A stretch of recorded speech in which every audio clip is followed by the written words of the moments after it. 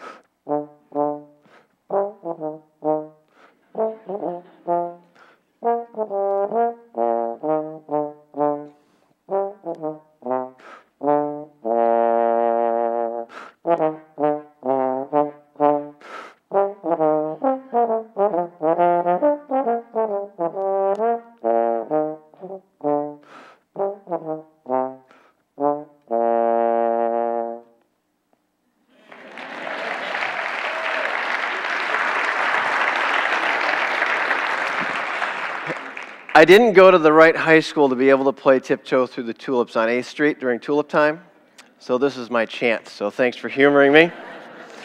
My name is Shannon Brunink. I'm the head of school at Black River Public School. It's a public charter school. It's right up the street here from Hope College. I heard a woo, yeah, I feel the same way. And this is not necessarily a musical performance, maybe you've guessed that already, not necessarily a musical performance, but the trombone has been really important to me in my life, and it signifies two specific points that I want to bring up to you today, and one of them has to do with an encounter that I had with a teacher who made the time to talk to me about what I could possibly do with my future. I didn't realize it at the time. I thought I was just trying out instruments for beginning band class. But I always knew I wanted to be in the band, and I had a day when I could start to try out the instruments. So I walked into Mr. Wheeler's office at West Ottawa. He still teaches. Thank you, Mr. Wheeler. And I told him, I want to play the drums. And he looked at me. He said, no. And I said, and I didn't realize at the time that my ignorance showed already, because I should have said, I really would like to play percussion, Mr. Wheeler. But I said drums, which was an indicator right away that I was not to be trusted. And I've learned this as a band director. For 12 years, I directed the bands. And when a kid comes into your office and says, I want to beat on the things in this room, you redirect. So I was redirected. And I had a second instrument on my list, and it was the alto saxophone. And the reason the alto saxophone was on my list was because my sister, who is 4 years older than I am and played the flute in the high school band at the time, she said, Shannon, the saxophone is cool. I said, yeah, you're right. So as soon as he said no, I didn't want to show any weakness, and I said, okay, I'm going to try the saxophone. And he said, okay, let's try it. And he put the saxophone in my hand, showed me how to blow into it, and boy, did I. And it was incredible. The sound that came out of it was terrible. And not only does the instrument look like something from a Dr. Seuss book, but the sound that came out made me just take it, and I didn't want it. So he gave me this mouthpiece. He said, buzz. I tried it, and it worked. And it felt okay. And then he gave me this horn, and he said, play a note. And I did. Play another note. And I did, and then he undid the slide lock, and I played with that. And as I was doing this, I realized, uh-oh, there's something else. Something that my sister said to me yesterday before I tried out. She said, Shannon, whatever you do, don't play the trombone. And I asked her why.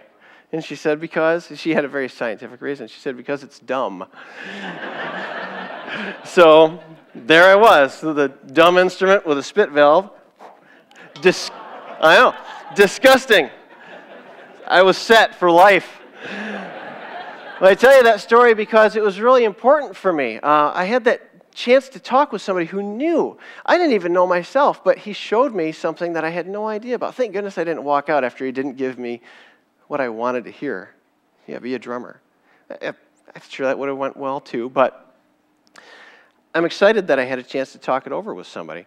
The other thing that I wanted to talk about was the fact that this instrument opened doors. It became my thing. It was the thing that I did in high school, and it's the thing that I wound up being able to do in college. And that's really important to me because no one else in my family ever went to college. I was the first.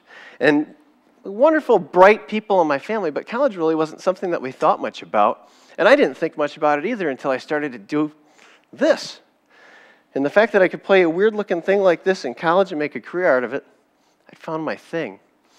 And I worry about our kids today, my own children at home, the 850 kids I think about every day at school, and I wonder, are they getting their thing? And I'm concerned that they're not, and for a number of reasons, but I think about the way we do school around here, and we try. Gosh, educators work hard. Man, the hours they put in, it's amazing. But do we really reach every single kid? It's hard to know, especially when you start thinking about the way we really rate our schools, the way we think of things that are successful. You do well on the MEP test, you must have a great school. You do well on the Michigan Merit Exam, must be a great school. Well, we need to be accountable, and our kids need to know the concepts that are important to them. But does that really indicate that all of our kids are finding their thing and that they're going to be successful in life and they're going to be excited about whatever it is after high school? I don't think so. So I worry about that. And I think we first have to come to terms with the fact that all of our kids are different. You can look at our kids and see that. Short ones, tall ones, skinny ones, whatever. They're all different, just like people. But our students do. They come to school with different things in their minds. And we talk a lot about socioeconomic status in schools because it's a really telling statistic. We can sort of look at kids. This kid doesn't worry about having something to eat tonight. His parents have good jobs. They do well. And this kid isn't too concerned about things. This kid is at our school. He's sitting next to the kid who's got everything that the world can offer. This one's concerned about if he's going to eat tonight. And he's not sure which friend is going to let him surf his couch that night because he really doesn't have a home, or maybe he does, but what happened last night he doesn't want to experience again, so he's not going back there tonight.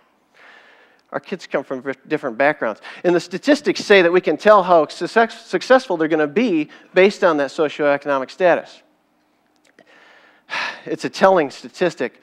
But if I buy into that completely as a school administrator, I may as well just throw my hands up and give up and say, I'm just going to teach these kids because they can do it.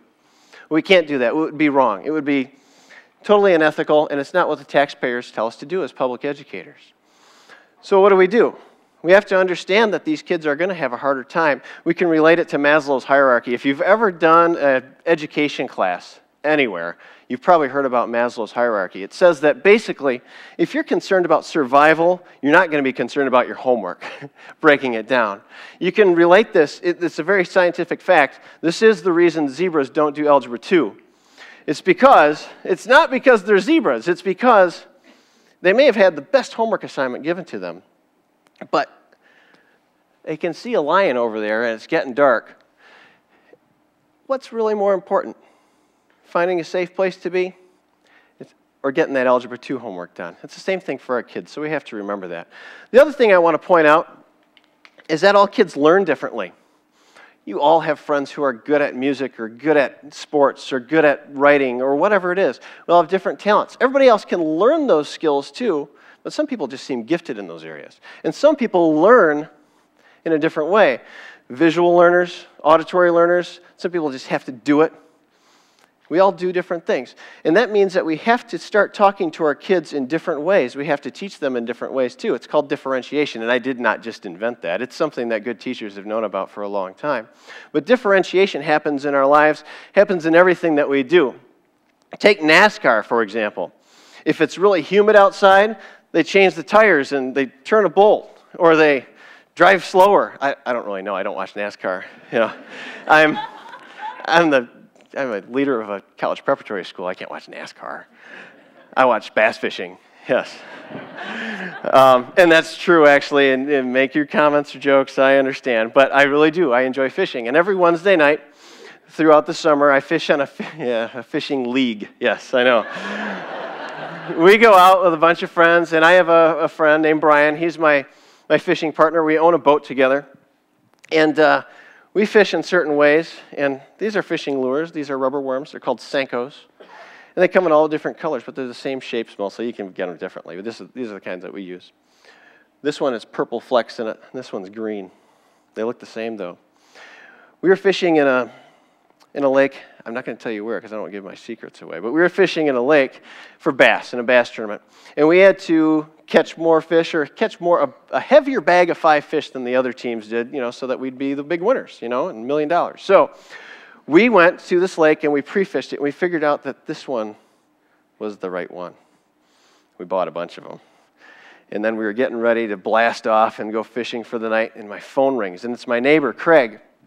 He's also in the fishing league with us, so he's the enemy because he's not on my team. And he said, "Hey, Shannon, I'm sitting out here in the park, and I don't have my partner here tonight. He bailed on me. He can't make it, and I don't have a boat. Can I just sit in your boat with you guys today and fish in your boat?" I asked the other guys in the league, and they said, "Yeah, sure, you can do that. That's fine. Just have Craig use the back live well, and you and Brian use the front live well, and we weigh all the fish. Everything's good." So we loaded Craig up. We zoom out to our spot. I got Brian on the front here. He's on the trolling motor. He's casting it off the front, fishing the right colored Senko. Craig's in the middle. He's fishing the water right after Brian fishes it. He's fishing something different, and I'm on the back fishing the same thing as Brian is, hoping to pick up some scraps. It's only 5 feet deep, and these guys are fishing it all in front of me. I'm thinking, oh, how am I going to catch anything? 30 minutes later, Brian and I had our bag filled. We had 5 keeper bass.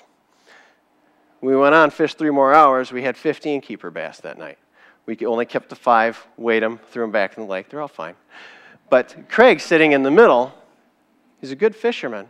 He didn't have the right color. He caught 1. And Brian and I caught probably 20 or 30 small ones, too. He caught a few. And he was sitting there just pulling his hair out going, geez, how can it be so different? We do it in bass fishing.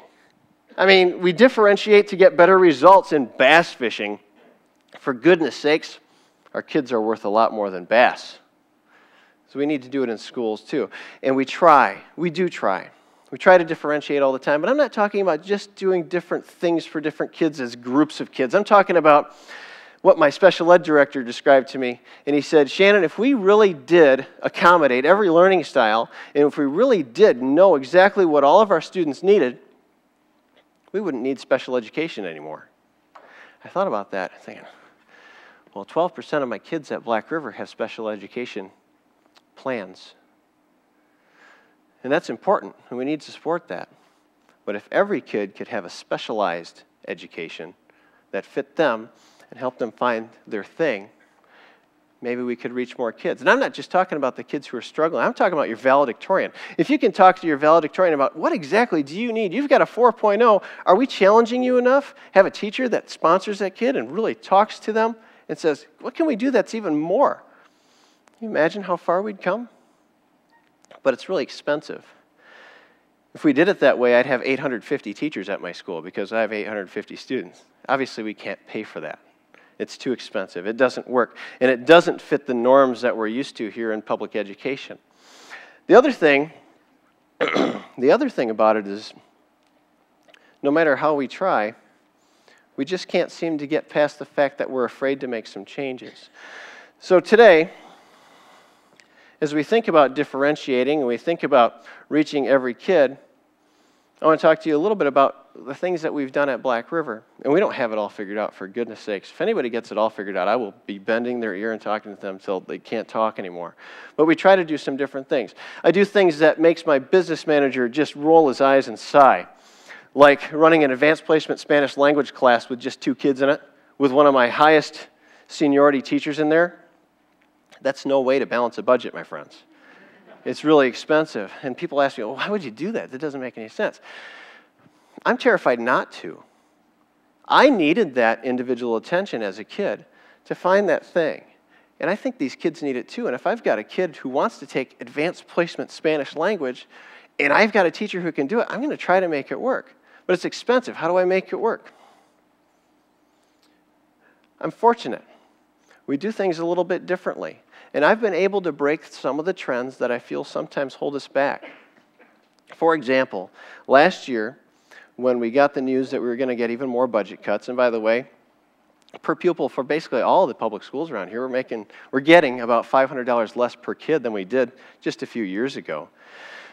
But when we started to talk about what we were going to do, we got the teachers in a room. We went to the band room, my old stomping ground. And we got together and we said, what are we going to do? How are we going to keep providing the Black River education that we're proud of? And how can we do it and still afford it? And let's not cut programs. Let's not cut the arts. Let's not cut sports. Let's not do all these things. And we actually wound up finding a way, as teachers, collaborating. We expanded our arts program. We offered some more classes. And we wound up saving money, so much so that I was able to give the teachers all a bonus this fall. Talk about incentive for collaboration. And the thing about it was, not once did anybody mention the word negotiate. Can it work everywhere? I don't think so, not yet. And it's scary to think of changing the way we do some things. And I haven't experienced everything. I know that my colleagues desperately work to make their schools the best that they can be too. And I'm really fortunate that I can not be handcuffed by some things. I can bargain shop. I can bargain shop for a 401k plan that costs less than half of what the state recommends for teachers. And it's a good benefit. I can also go look at health care before I'm legislated at to make changes. That's freed up dollars in my school's budget. And it's been a really good thing. So can we all do it? Well, not if we keep being as afraid as we have been in the past. And I can tell you, change in education terrifies people, and I've experienced it. When I took my job at Black River as a band director 16 years ago, I had people that I knew walk up to me and say, hey, Shannon, you got a job? Where was it? Where is it? Black River, it's a charter school in Holland. Actually got punched in the arm, the person walked away from me. It's a charter school. They walked away. I was at Applebee's with my wife. She introduced me to one of her friend's moms. She said, oh, hi, Shannon. It's nice to meet you. What do you do? I'm a teacher. What do you teach? Black River. It's a charter school in Holland. She didn't say anything more. She walked away. I had a friend. My best friend in the world was approached by one of his good friends.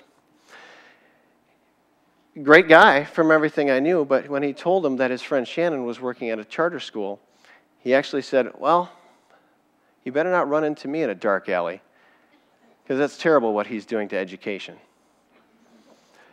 These are true stories. But is it all doom and gloom? No. And I have some things to share with you today that I'm really excited about. And this theme is do more good. And I think we're at that point where we can. There are things happening in this community that are exciting. The Ready for School initiative is right next door. They're educating kids, educating parents on how to make that kid ready for kindergarten. They have goals that are realistic, and they're working. And I'm proud to be a part of that, just supporting it as little bit as I can. There are other things going on, too, that are exciting. For example, if you look at Holland Public Schools, New Tech High School, that's innovation. That's great. You look at West Ottawa, they're doing International Baccalaureate. Zealand, one-to-one iPads for the kids. Holland Christian, one-to-one technology for their kids. Black River, we're going to keep our small class sizes, and we're going to work hard to do that. We're going to keep offering our advanced placement classes. We're going to keep pushing for experiential education. But it's happening in this community, in this area. There are leaders here who are doing things that are important for our kids. They're differentiating, and they're making their time with these kids count. Unprecedented things. School leaders getting together. I'm very, very fortunate to have been invited to this. School leaders getting together, going into each other's districts, not to steal their secrets because of schools of choice, but going in there to talk to them about what's important in your school. Well, let me look at it and let me tell you what I see, and then let's go forward and see if we can help each other. That's doing more good, people. That's really great. But what I think we need to be careful of is whenever we see something in the newspaper and we start to write those comments below, and we start to talk about what we think is true about education, and we start to say things without having visited school, and without having talked to that teacher, things like that, that's the fear of change, and that's going to hurt our kids. Not everything needs to be changed. There are great things happening, but we need to start to embrace the innovative ideas that people have. We need to start embracing the innovative ideas that our school leaders have and not be just tied down and shackled to old traditions. We can break these trends, and we can work together for our kids, and we can help each kid find that thing, whether it's a trombone or a microscope or a scalpel in college, whatever it may be. But let's do more good together. Let's understand education. Let's understand how to support our schools to have community-based initiatives like happening with business and education right now. Let's support it, let's understand it, and let's do what's best for our kids so they all can find their trombone. It's been a privilege to speak with you today. Thank you so much.